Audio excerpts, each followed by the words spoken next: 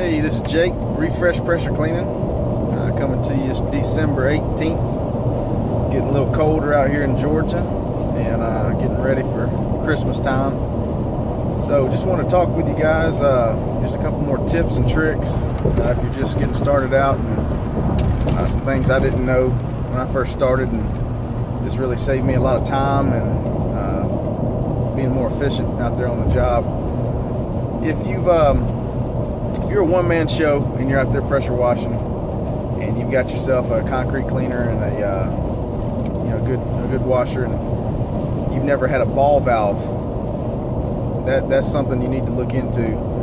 As a one-man, you're already taking a lot of time on a job, so anything you can do to cut down time is more profit. You can get to another job, fit 2 more jobs in a day, that kind of thing. So a ball valve is something that's going to go right at the end of your hose, and I'll try to upload maybe a picture of one if you guys don't know, but there's a couple different types out there. We like the one that's a little heavier. It is heavy, but it's you get used to it. But a ball valve pretty much allows you to shut the water off, change from your gun to your pressure washer. From your gun to your concrete cleaner. Do some, if it's a big driveway, do a quarter of the driveway, put the ball valve, shut it off, shut the water supply off, grab your gun, hook it back up, turn the water back on, rinse the driveway, right back, repeat, go back to the surface cleaner to finish the job out. And also, if you got some extension wands, or you're doing some gutter cleaning, it just allows you to interchange guns, surface cleaners, gutter cleaning, without ever turning your machine off.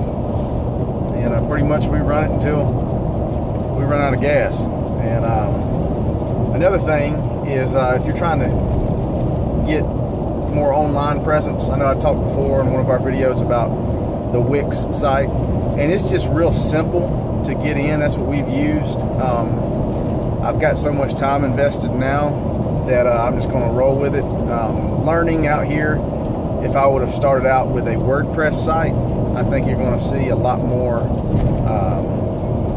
ranking faster. You can get higher rank faster than a Wix site, but it is what it is, and we're using Wix, and it's done us good. I mean, it's not terrible, and Wix has improved a lot since 2015, so it's got a lot more SEO options to kind of get you higher on Google.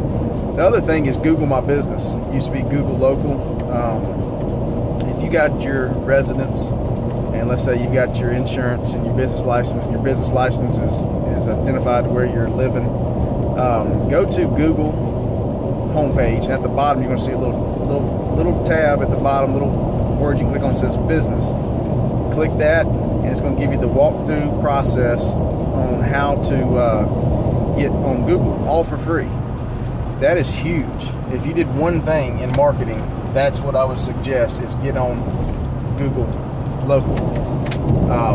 You have the option to put your business, your address shown on Google, and actually you can get on Google Maps. It's a little dot, on the map where your business is located, or you can defer that option and leave your address hidden, and then just pick a service area. You can still pick a surface area if you put your dot on the map. But so if you have people come to your house and you detail their cars, or whatever the case may be, and you want to use your address as a location on Google, then list it.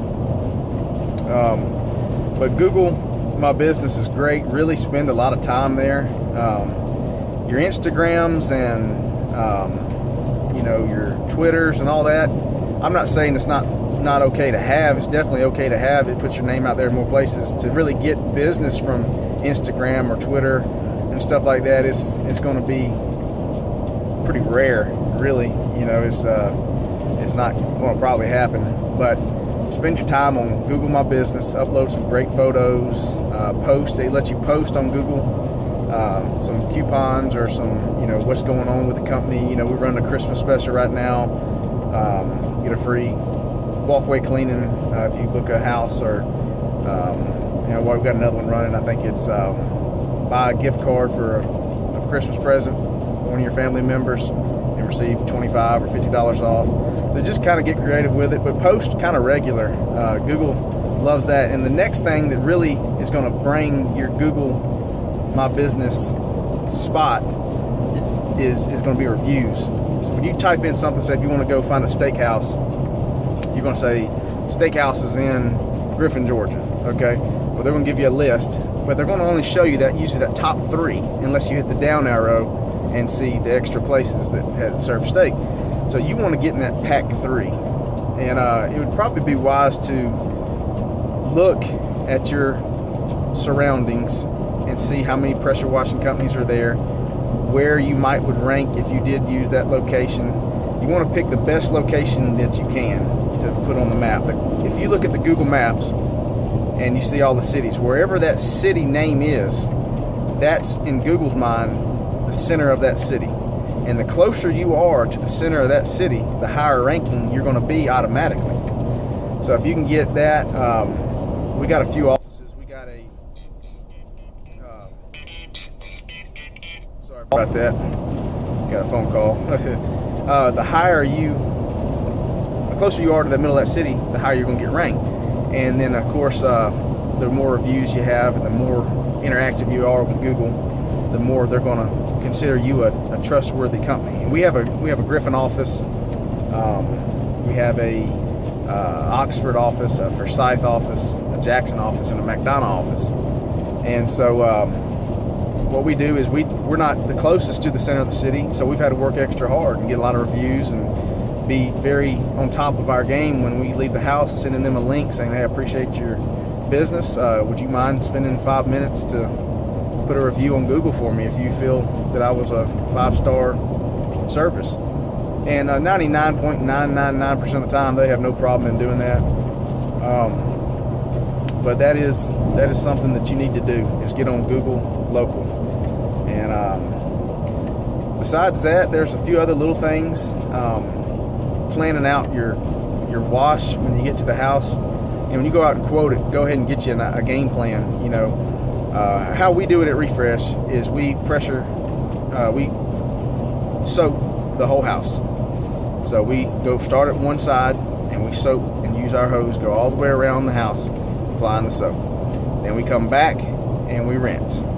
And that works out for us. It allows you from having to constantly change to the tip to rinse and letting that soap come through your draw line, and just killing extra time. We just soak the whole house, come back, rinse it all off, and then go from there. Now if we have a concrete pad to do as well, or a deck,